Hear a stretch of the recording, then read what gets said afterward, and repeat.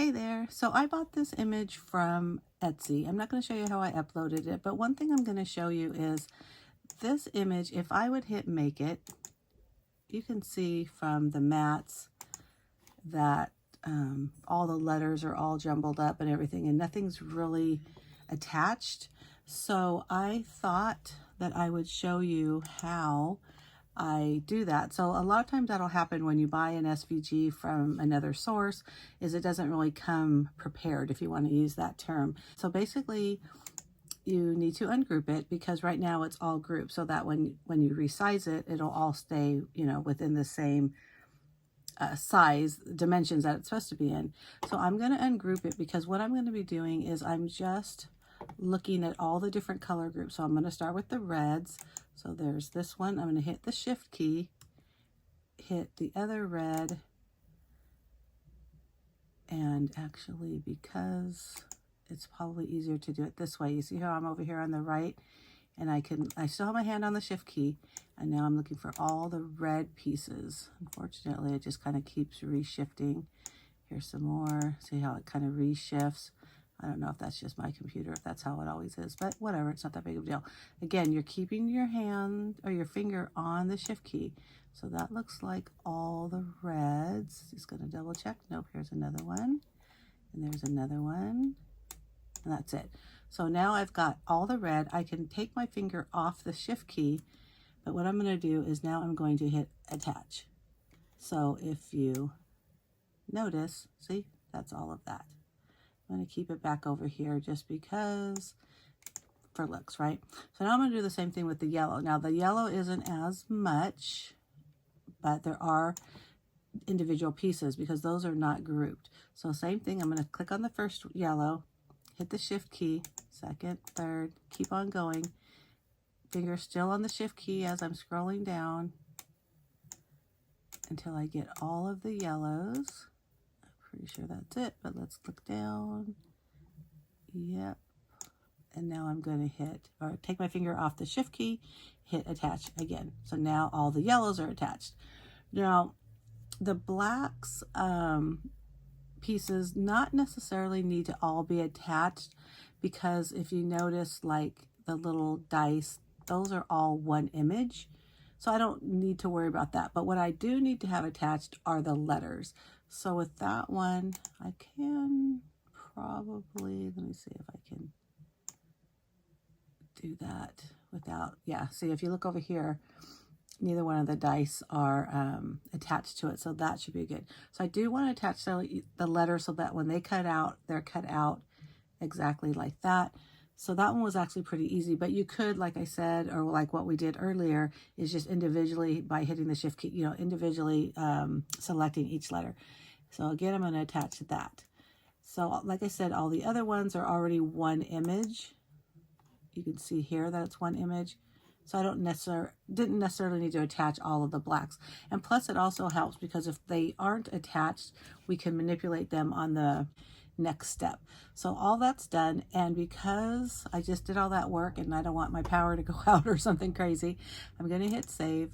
What I'm going to do now is, you see how there's two mats for black? I'm going to combine them because, I don't know why they're separate. So because this one has less, I'm going to go ahead and click those little three dots, move object. Oh, that's why. Look at it showing up as gray. That's fine. And here it is right there, which we need to move because otherwise it's, oh, you know what? Otherwise it's gonna cut right on top of that. And then the next one is one of the dice. I'm gonna move that, click the mat that I want. Here it is here. Actually, I could keep it up there. Why not? But let's use some of that vinyl. Otherwise that's just wasted space. Again, move it, moving it to the black. Where is it? Oh, here it is. And let's see if we can put that over here. Probably move it a little, change the direction, which is fine because we'll make sure it's in the right direction when we do adhere it to the shirt. I'm going to do the same thing with this one. I'm going to make this one go this way so we can save some vinyl. So now we're only using 5 inches worth of vinyl, except for instead of 2 different mats of vinyl. And I just kind of want to show you, here's the yellow. And because we attached it, they are in the exact position they need to be. Same with the red. Now that I'm looking at this, I probably should attach them separately because we really don't need the flames to be attached to the red of the face. So I'm going to redo this one. So I'm going to cancel, which is kind of a bummer because all that movement we did here, it's going to change. But I also realized that these pieces are showing up as gray. So now I'm going to make sure that they show up as black. So they're probably like a charcoal gray or something, which is weird.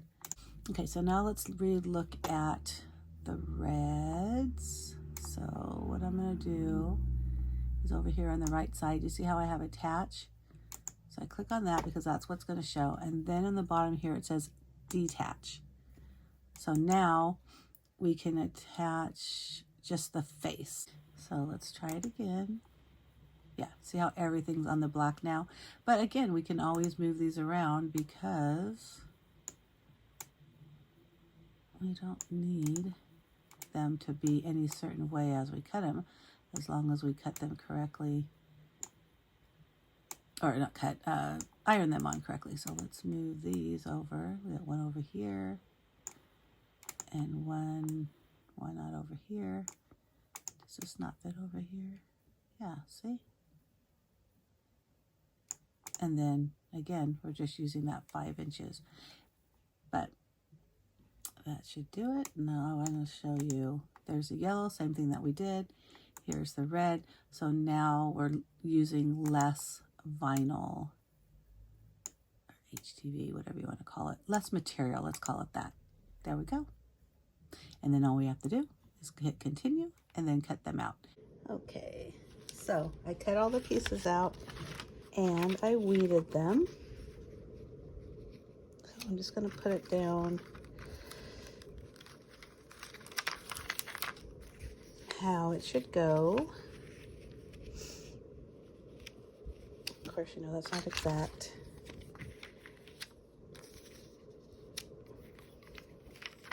But see how I was talking about that? They're all together. So then when I get ready to iron them, they're already in the right spot.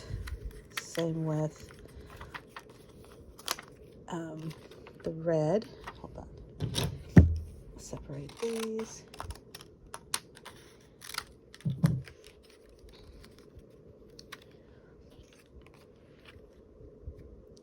This will go on that side. And so let me use my ruler. So I have this centering ruler that I use for my paper stuff, and I don't know if you can tell, but it's all warped because I accidentally put the iron on it. So, but I think it'll still work. But this is really a nice way to make sure my images are centered. I'm going to move the red and the yellow because as far as the black, that's what we need to center first and figure out where they're going to go, because the red and the yellow will just go right on top of that. So I can move this. Well, actually, I'm going to keep this because this does take up a little bit, makes this a little bit more thicker.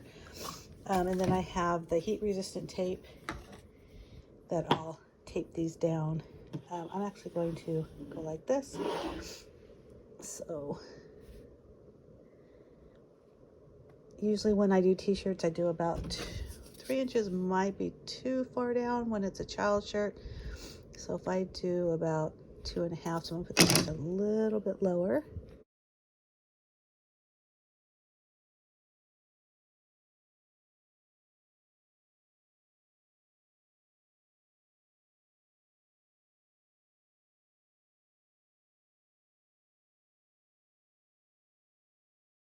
Okay, really quick. So I don't know if you can see this, but the backing, you see how it overlaps the B?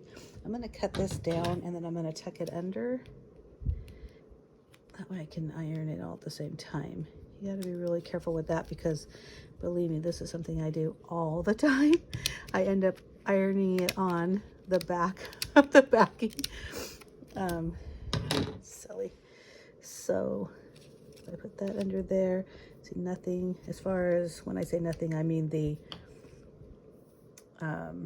vinyl doesn't touch the backing anywhere. So I can see that. I don't know if you can. And I'm going to get the iron started. Not the iron, but the press. Things cooled off. And this was the press was 315 for 30 seconds.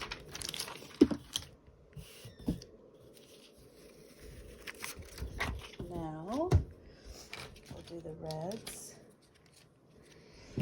Okay, I have to be honest with you. I don't think I did a good job of taping when I moved it because I feel like things are off, but it's too late now.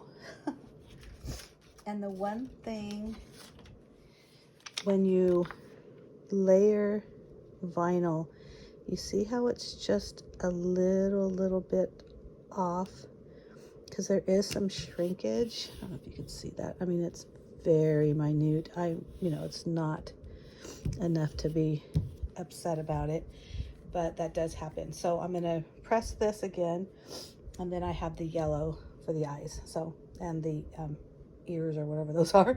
Okay, I'll be back. One thing I didn't mention is, so when you are doing layers of vinyl or heat transfer vinyl, you need to do a Teflon sheet to protect the other areas. So even though the red has the backing, we need to protect the black. So I did put some down before I pressed. So I feel like this is cooled off enough, so I can peel this off. All right, so I just need to let that cool off a little bit. So I wanted to let you know too, so after I was done, so I did the black, the red, and the yellow, so all the colors were finished. I pressed it for the 30 seconds like it mentioned on Cricut's website, and then I turned it all the way over and then just kind of kept the iron on, or the press on, for 15 seconds. And they say that just helps with the adhesion as well. So that's cooled off, and there you go, done. Now, like I said, I might have moved that too far over, but it is what it is. I'm not too worried about it. But I hope you like this video. Hope all that introduction stuff on Design Space helped. If you have any questions, you can leave them in the comments below. If you're not already, make sure you hit that subscribe button.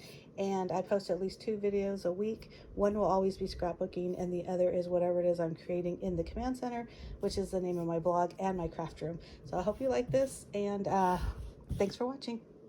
Bye.